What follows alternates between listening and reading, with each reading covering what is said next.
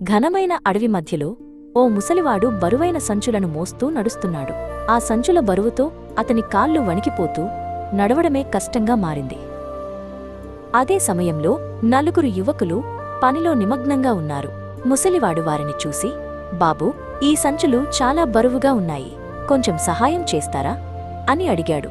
కాని వారు, మాకు ఇప్పుడు టైం లేదు అని వెళ్ళిపోయారు. కొంత దూరం వెళ్లిన తర్వాత అర్జున్ అనే యువకుడు కనిపించాడు. ముసలివాడి అలసట చూసిన అర్జున్ వెంటనే, తాతయ్య, నేను సహాయం చేస్తాను అని అన్నాడు. బాబూ, నా దగ్గర నీకు ఇచ్చేందుకు నాణాలు లేవు అని ముసలివాడు అన్నాడు. అర్జున్ చిరునవ్వుతో, సహాయం చేయడానికి ప్రతిఫలం అవసరం లేదు తాతయ్య అని చెప్పాడు. అర్జున్ అడిగాడు, తాతయ్య, ఈ సంచుల్లో ఏముంది? ముసలివాడు సంచిని తెరిచి చూపించాడు. అందులో బంగారు నాణాలు మెరుస్తున్నాయి.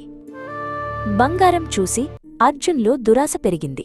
ముసలివాడిని వదిలి సంచులతో పరుగు తీశాడు. సంచులు తెరిచేసరికి అందులో నకిలీ నాణాలు, ఒకే ఒక కాగితం మాత్రమే ఉన్నాయి. ఈ కాగితం నీ చేతిలో ఉందంటే ఒక రాజ్యానికి యువరాజు అయ్యే అవకాశాన్ని నీ దురాశతో నువ్వే కోల్పోయావు. అప్పుడే అర్జున్ గ్రహించాడు, ఆ ముసలివాడు నిజానికి ఒక రాజు. అతడి మంచితనాన్ని పరీక్షించాడు, కాని దురాశ ఆ అవకాశాన్ని కోల్పోయేలా చేసింది. దురాశ దుఃఖానికి మూలం. మనసులో ఆశ పెరిగితే చేతిలో ఉన్న మంచి అవకాశాలు కూడా పోతాయి.